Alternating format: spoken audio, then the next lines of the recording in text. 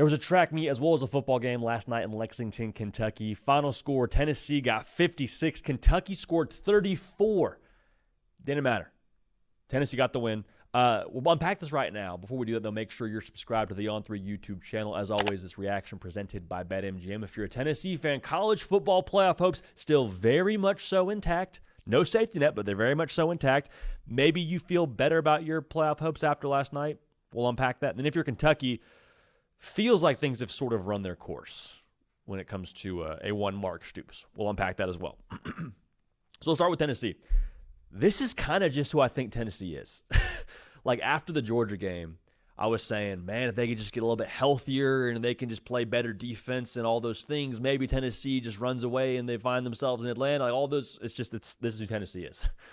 They're going to score a lot of points against everybody, and they're going to probably give you a little bit of an anxiety attack when it comes to what they do on the defensive side. Now, the defense is also going to show up and make a few plays themselves. The defense leave them with something.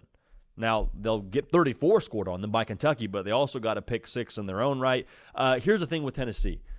The personality of this team is really interesting compared to previous teams. Because in 2023, with Joe Milton playing quarterback, it felt like a gritty team. Run the football, defense plays better. 2024, the defense played with an edge. They felt like an edgy team, felt like they were on a mission to go make that expanded playoff.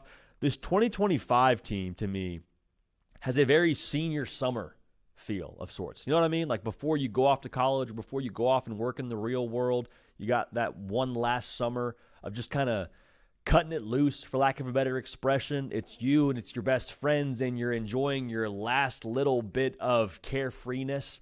That's kind of Tennessee. And I don't know what is on the other side of this year for Tennessee, but I know in the context of where we are right now for Tennessee, the thought was Nico Imaliava has left y'all in the dust after the spring game happens, after, it jumps in the spring portal, and we're like, man, what's Tennessee going to be here? What is the identity of this Tennessee football team? Will they be galvanized? Will they win on defense again? And Joey Aguilar shows up, missing spring practice, and he's just cutting it loose. I mean, had 3 guys over 300 yards last night through the air when it came to the receiving production. They were unconscious. Chris Brazel's a dude now, make that very clear. Mike Matthews also a dude. They're just cutting it loose, is Tennessee.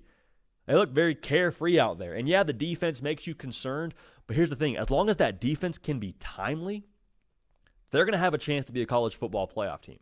It's Oklahoma, which who knows what they are offensively right now, New Mexico State, at Florida, and Vanderbilt. If you jump on any of those teams, get up 14-0, I don't think any of those teams are going to catch Tennessee. Like, look at what they did last night when it came to production by quarter.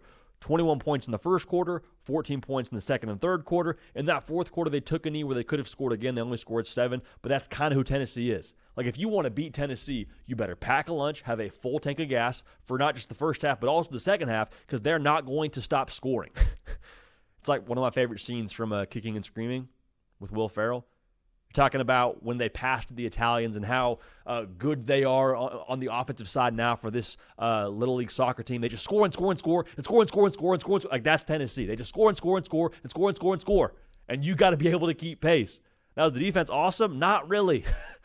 Like, Cutter Boley went for 333 and 5 touchdowns last night. Didn't matter. 34 should be a winning number in most college football games. Didn't matter last night. Kentucky controlled time of possession. Didn't matter. So, yeah, you'd like to see more from the defense if you're Tennessee, but if they can just be timely, if they can be what they were last night and have a couple of moments, and that offense is firing how they're firing, I mean, all bets are off when it comes to Tennessee. I am more a believer right now in the Vols than I was going into this game. All right, so Tennessee, no safety net, but I don't think there's a game left on their schedule that they're just going to be completely outmatched going forward here. It'll be a lot of fun to watch how the Vols finish. Now, I alluded to this in the open, and I want to bring this point home. I think what Mark Stoops has done at Kentucky has been nothing short of phenomenal over the course of his career. Several 10-win seasons at a place in Kentucky that is, for the most part, let's call a spade here, a basketball school. He's done a lot of good things there since he became the head coach there. Made them relevant in the context of college football and the SEC. But it feels to me like this thing has kind of run its course for both parties. Now, I'm not calling for him to be fired. I'm not saying that you should get him out of there today. Like, we'll see where this whole thing goes from this point forward.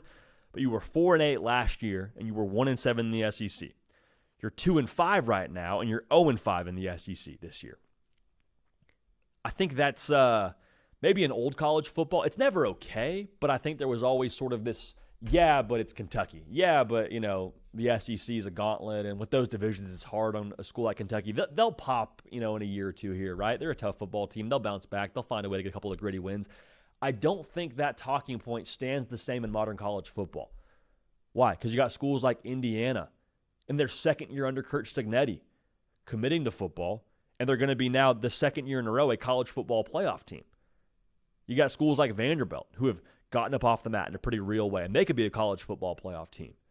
I think good isn't good enough where we are right now in the expanded playoff. Winning 8 games, 9 games used to be good enough. I don't know if it's like a failure anymore at Kentucky to win 8 games, but I do think that what they are right now is nowhere near good enough. And they know that. Mark Stoops knows that. So again, I'm not calling for them to be fired, but I wonder a little bit if it's not best for either party here going forward to continue down the path they're continuing. I think Kentucky sees that playoff expanding and sees opportunity for themselves with the portal and with just the way other teams are attacking it that have kind of evolved their overall brand in the world of college football. And they're like, why can't we have that?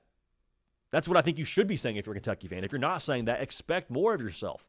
It has never been more attainable ever in the history of college football to be feisty, frisky, and be a college football playoff team. It's going to expand to 16 here pretty soon from what I can gather. I don't think you have to live in this middle ground of we'll pop every couple of years. I think you can go get somebody that will see Kentucky as more of an opportunity to go be a team that can compete for the college football playoff. So I say that while also trying to make sure we validate and respect what Mark Stoops has done there. And if he stays there and they evolve and he commits to the portal and all those things and they get resources behind him, who knows what happens. But it feels to me a little bit like this thing is starting to sour and curdle just a touch. So Kentucky fans, let me know what you think on this. Let me know if I'm way off base or if we're singing the same tune here. In Tennessee, the way they're scoring, all bets are off when it comes to them being a college football playoff team, and last night feels pretty validating of that. Let me know your thoughts in the comment section. We love y'all. We appreciate y'all. Cato on the ones and twos. We will keep this party rolling, and we will see y'all next time.